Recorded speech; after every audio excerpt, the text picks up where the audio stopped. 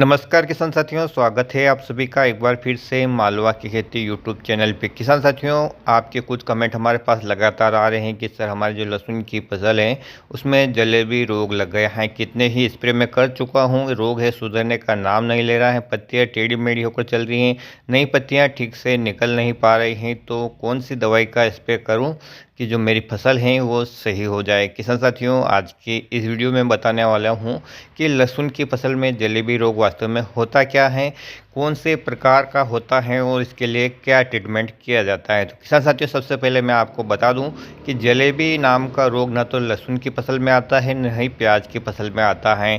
दो तीन कारण हैं जिसके कारण किसान साथियों जो लहसुन की पत्तियां हैं गोल गोल गुच्छानुमा हो जाती हैं, जैसा आप स्क्रीन पे देख पा रहे हैं। इनके रीज़न भी अलग अलग हैं और इनका जो ट्रीटमेंट भी है किसान साथियों वो अलग अलग हैं। तो मैं आपको तीनों संबंधित रीज़न बताऊंगा और तीनों के ट्रीटमेंट भी बताऊंगा। किसान साथियों के मुख्यतः तीन कारण होते हैं जिसके कारण इस प्रकार के जो लक्षण हैं हमें अलग अलग देखने को मिलते हैं। तो सबसे पहले हमें ये देखना होगा कि हमारे खेत में जो ये रोग आ रहा है ये किस टाइप का है और इसके लिए क्या ट्रीटमेंट किया जाता है। यदि हमारे खेत में समस्या कोई दूसरी है और हम उसका ट्रीटमेंट कोई दूसरा करेंगे तो निश्चित रूप से उसका कोई इफेक्ट नहीं होगा। हमारा द्वारा जो भी खर्चा किया गया है सब बेकार जाएगा और हमारी फसल को भी कोई लाभ नहीं होगा। तो पूरी जानकारी पाने के लिए किसान साथियों आप वीडियो को आखिर तक जरूर देखिएगा। सबसे पहले बात कर लेते हैं किसान साथियों, जो स्क्रीन पे आप देख पा रहे हैं कि लहसुन की जो नई पत्तियां हैं वो निकल नहीं पाती हैं, पुरानी पत्तियां टेढ़ी हो जाती हैं, नई पत्ती चिपक जाती हैं और जो गोल गोल घूम जाती हैं, ऐसा लगता है जैसे जलेबी बन गई हो। तो किसान साथियों यह एक कीट के कारण होता है जिसे माइट्स कहते हैं या हिंदी में इसे घुन कहा जाता है। किसान साथियों ये बहुत ही छोटे कीड़े होते हैं जो सामान्यतः हम आंखों से देख नहीं पाते हैं और हम इसे जो हाथ में जो लेंस आता है उससे देख सकते हैं, लेकिन वो हमारे पास होता नहीं है। तो किसान साथी इस प्रकार के लक्षण यदि आपको अपनी फसल में दिखें, पत्तियां टेढ़ी मेढ़ी होकर चलें और पत्तियां आपस में चिपक जाएं, नई पत्ती निकलने में परेशानी हो, तो इसके लिए आपको माइटसाइड का प्रयोग करना पड़ेगा। माइटसाइड यानी किसान साथियों एक प्रकार का कीट जो नियंत्रक हैं और इसके लिए स्पेशल काम करता है। यानी आप यदि थ्रिप्स की दवाई इस पे स्प्रे करेंगे तो उसका आपको रिजल्ट नहीं मिलेगा, क्योंकि ये कीट ही अलग प्रकार का है और इसके लिए आपको कीटनाशक ही अलग ही चाहिए।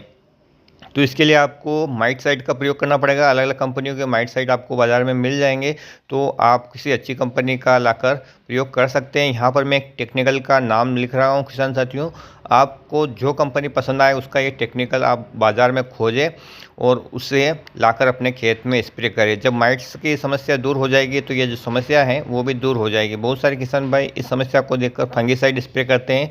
तो किसान साथियों समस्या अलग है और जो आप स्प्रे कर रहे हैं वो चीज़ अलग है, तो उसका रिज़ल्ट आपको नहीं मिलेगा। तो यदि आपके खेत में इस प्रकार से जब पत्तियां चिपक जाती हैं तो आप यहाँ पर माइटसाइड का स्प्रे कर सकते हैं। किसान साथियों यदि कोई माइटसाइड नहीं मिलता है आपको बाज़ार में या ज़्यादा महंगा पड़ता है तो यहाँ पर आप जो सल्फ़र आता है 80% WDG वाला वो भी प्रयोग कर सकते हैं। कारण ये है किसान साथियों कि वो भी एक माइटसाइड का भी काम करता है, एक फंगिसाइड का भी काम करता है और एक पोषक तत्वों की पूर्ति भी करता है।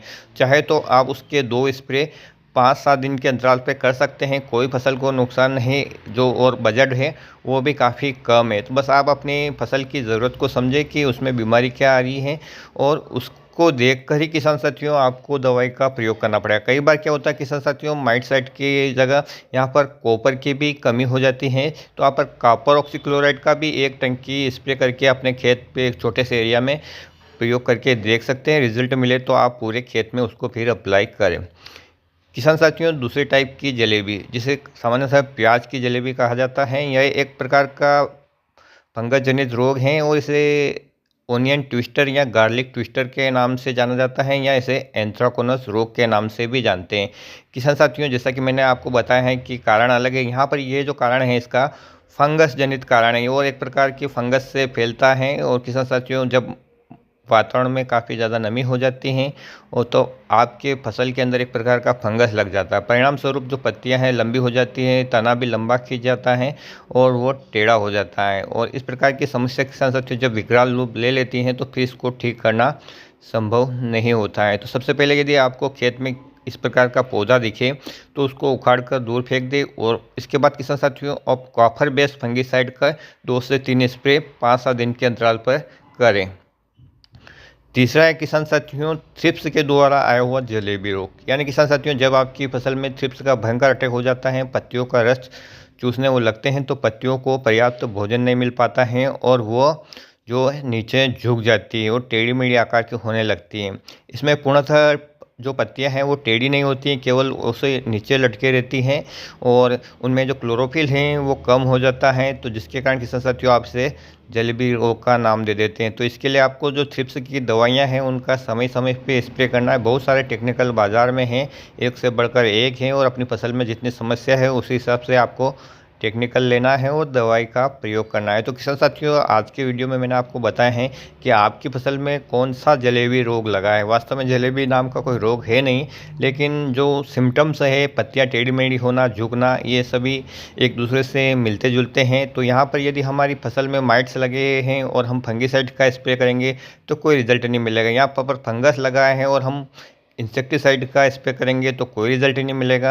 यहाँ पर इंसेक्ट लगे हैं और हम फंगिसाइड का स्प्रे करेंगे तो भी कोई रिजल्ट नहीं मिलेगा और हम कहेंगे कि दवाई काम नहीं कर रही है। तो किसान साथियों पहले अपने फसल की बीमारी को आप पहचाने की समस्या क्या है और उसके बाद ही उसका समाधान करेंगे तो बिल्कुल 100% रिजल्ट मिलेगा और आपकी जो लागत है वो काफ़ी कम हो जाएगी।